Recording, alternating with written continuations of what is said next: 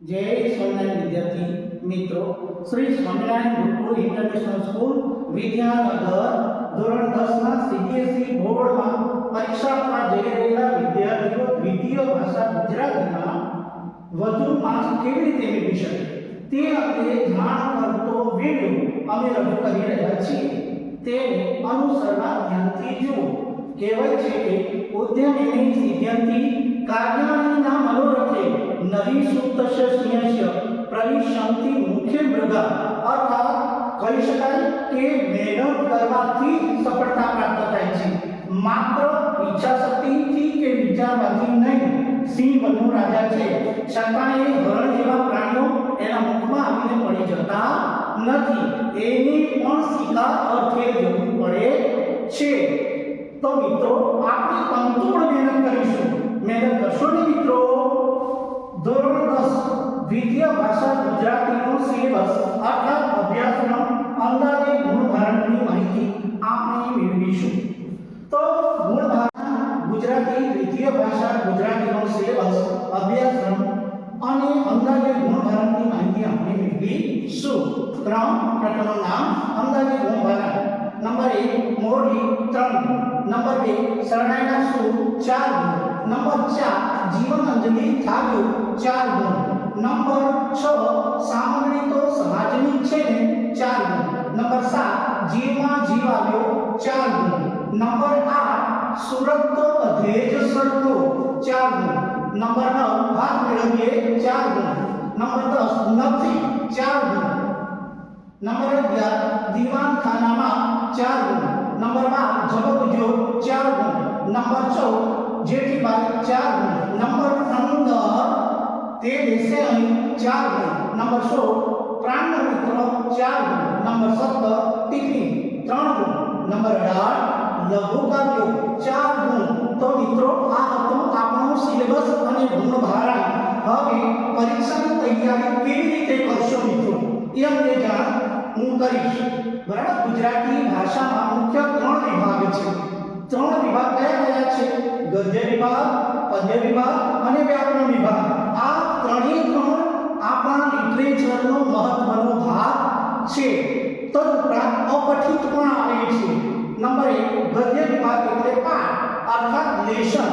લેશનમાં મુખ્યત્વે નવલકથા, નવલિકા, ટૂંકી વાર્તા, લઘુકથા, લોકકથા આવતી હોવાને કારણે તૈયારી કરવી સરળતા રહે છે, તે વહેલી યાદ રહી જાય છે, તેમાં વાંચન ખૂબ જ જરૂરી છે। નંબર 2 પદ્ય વિભાગ। પદ્ય એટલે કાવ્ય। કાવ્યના પણ 2 પ્રકાર છે, એક પઠિત કાવ્ય, એક અપઠિત કાવ્ય। પઠિત કાવ્ય એટલે તેને સુંદર ભાવાળી રાગે ગાઈ શકાય તેવું હોય છે, તેને સરળતાથી આપણે યાદ રાખી શકીએ છીએ, જેમાં લોકગીત, ઉર્મિગીત, લગ્નગીત, પદ, ભજન આવી શકે છે। અપઠિત કાવ્ય એટલે જેને ભાવવાળી રાગે ગાઈ શકાય નહીં, માત્ર સમજી શકાય છે। સુનિલ, અછાંતસ, પ્રકૃતિ કાવ્ય વગેરે આપણે સમજી શકીએ ખરા, સાર સમજી શકીશું, પરંતુ એને ગાઈ શકાતું નથી। આપણા માટે તે સરળ રહેશે જો મિત્રો તમે એને સમજી અને સાર તૈયાર કરશો તો વહેલી તકે એને સમજી શકશો। ત્યારબાદ આવે છે 3 વિભાગ નંબરમાં વ્યાકરણ વિભાગ। વ્યાકરણ વિભાગમાં સીબીએસઈ બોર્ડમાં મિત્રો સમાનાર્થી શબ્દો, વિરુદ્ધાર્થી શબ્દો, રૂઢિપ્રયોગ, શબ્દ સમૂહ, અનુનામયોગી, વાક્યનું શુદ્ધિકરણ વગેરે પૂછવામાં આવે છે। વ્યાકરણના મિત્રો ખાસ કરીને આપણે તેની વ્યાખ્યા બરાબર તૈયાર કરવાની રહેશે, એની ડેફિનેશન આપણે સમજવાની રહેશે, ખાસ એની પર ભાર આપવો। વ્યાકરણને સમજવાનું છે, એને ગોખવાનું નથી। વ્યાકરણને સમજીને કરશો તો વધારે સરળતા રહેશે। જો મિત્રો તમે સમજીને તૈયાર કરશો તો વહેલી તકે વ્યાકરણ આવી જશે। એનો મહાવરો વારંવાર કરતા રહેવું પડે, જો વારંવાર ન કરીએ તો એને ભૂલી શકીએ છીએ, એને ગોખવાનું નથી, યાદ રાખજો। હવે બોર્ડ દ્વારા મૂકવામાં આવેલા સેમ્પલ પેપરની રૂપરેખા આપણે જોઈશું। વિદ્યાર્થી મિત્રો આટલું તમારે ધ્યાન રાખવાનું છે કે ગુજરાતી પ્રશ્નપત્રને 2 વિભાગમાં વહેંચવામાં આવ્યું છે। પહેલો વિભાગ અ છે, વસ્તુ પ્રશ્નો જેનો ગુણભારાંક છે 34 માર્ક્સ. બીજો વિભાગ છે પ વર્ણનાત્મક પ્રશ્નો જેનો 46 માર્ક્સનો ગુણભારાંક આપેલો છે. વિભાગ પ માં વસ્તુનિષ્ઠ પ્રશ્નોમાં વૈકલ્પિક પ્રશ્નો એટલે કે MCQ ટાઈપ પ્રશ્નો છે અને ટૂંકા પ્રશ્નો પૂછવામાં આવશે. તદુપરાંત વિભાગ પ માં વર્ણનાત્મક પ્રશ્નો એટલે કે મુદ્દાસર સવિસ્તાર પ્રશ્નો જેને આપણે કહીએ છીએ અનુચ્છેદ લેખન, વાર્તા લેખન, પત્ર લેખન, જાહેરાત લેખન વગેરે એમાં પૂછવામાં આવે છે. હવે પેપરનું ફોર્મેટ જોઈશું. આપણે જે બોર્ડનું પેપર આવે છે એનો ગુણભારાંક શું છે કેવી રીતે છે તે આપણે જોઈશું. પ્રશ્ન 1 નીચેના ગદ્યખંડ પરથી વૈકલ્પિક પ્રશ્નના ઉત્તર લખો જે 5 ગુણનો છે. હવે મિત્રો એક તમારે જે યુક્તિ પ્રયુક્તિ કહેવાય એ તમારે અપનાવવાની છે. ગદ્યખંડ વાંચતા પહેલા તમારે પ્રશ્નોનું વાંચન કરી દો કે જેથી કરીને સરળતાથી એ ગદ્યખંડમાંથી અર્થાત કે ફકરામાંથી તમે આન્સર શોધી શકો, ઉત્તર શોધી શકો. પ્રશ્ન 2 નીચેના ગદ્યખંડ પરથી પ્રશ્ન ઉત્તર લખો. એ પણ 5 ગુણો છે. આપણે ઉપર પ્રમાણે કહ્યું એ પ્રમાણે પહેલા પ્રશ્નો વાંચી જવાના છે, ત્યારબાદ પેરેગ્રાફમાંથી ઉત્તર શોધવાના છે. પ્રશ્ન નંબર 3 નીચેના પ્રશ્ન ઉત્તર માટે યોગ્ય વિકલ્પ પસંદ કરીને લખો. ગમે તે 4 લખવાના, 5 આપ્યા છે.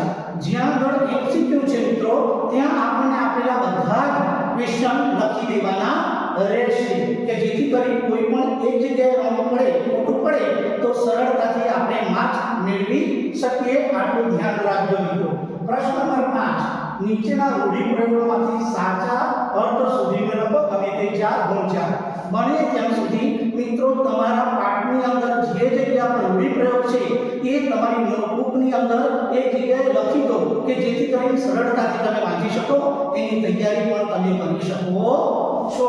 ત્યાર પછી છે કે નીચેના શબ્દ સમૂહ માટે પ્રશ્ન 6 માં છે શબ્દ સમૂહ માટે એક શબ્દ લખો. બરાબર, શબ્દ સમૂહ માટે એક શબ્દ લખો. એમાં પણ ગમે તે 4 છે, ગુણ 4 છે ના શબ્દ સમૂહ પણ તમે તમારી નોટબુકમાં બધા પાઠ કે કાવ્યના એક જગ્યાએ લખી શકો છો અને સારી રીતે તૈયારી કરી શકો છો. ત્યાર પછીનો પ્રશ્ન 7 જે છે સૂચના મુજબ કરો. ગમે તે 4 લખવાના છે. બરાબર મિત્રો. તો અનુ અને નામયોગી આવે છે, સરળ જ છે. અનુ અને નામયોગી. બરાબર. તો અનુગો જે નો, ની, નું, ના, મા, થી, પર આ અનુગો જે છે એને તમે સરળતાથી યાદ રાખી શકો છો. તદુપરાંત નામયોગીમાં માટે, દ્વારા, વાસ્તે, પરંતુ, કિંતુ, પ્રમાણે, માફક વગેરે કહી શકાય. તો આ શબ્દોને પણ જો તમે તૈયાર કરશો તો સરળતાથી અનુ અને નામયોગી શોધવામાં તમને મદદરૂપ થશે. ત્યાર પછીનો 9મો પ્રશ્ન છે નીચેના કાવ્ય વાંચી પ્રશ્નના ઉત્તર લખો. તો નીચે કાવ્ય આપ્યું છે એ કાવ્ય પરથી તમારે પ્રશ્નના ઉત્તર લખવાના છે. આ જે કાવ્યો છે તમારા પાઠ્યપુસ્તકમાંથી તમે જે ભણી ચૂક્યા છો એ જ કાવ્ય પૂછવામાં આવશે. એટલે એના માર્ક્સ ન જાય એટલું ધ્યાન રાખો મિત્રો. બરાબર. પ્રશ્ન નંબર 10 નીચેના પ્રશ્નોત્તર 2-3 વાક્યમાં લખો. ગમે તે બે. ગુજરાતીની અંદર આપણને એવું હોય છે કે 2-3 વાક્યનો પ્રશ્નોત્તર પૂછો પણ ઘણી વખતે 7-8 લીટીનો પણ થઈ જાય છે. એટલે મિત્રો 2-3 વાક્યો નહીં પણ 7-8 લીટીનો પણ લખવો પડે.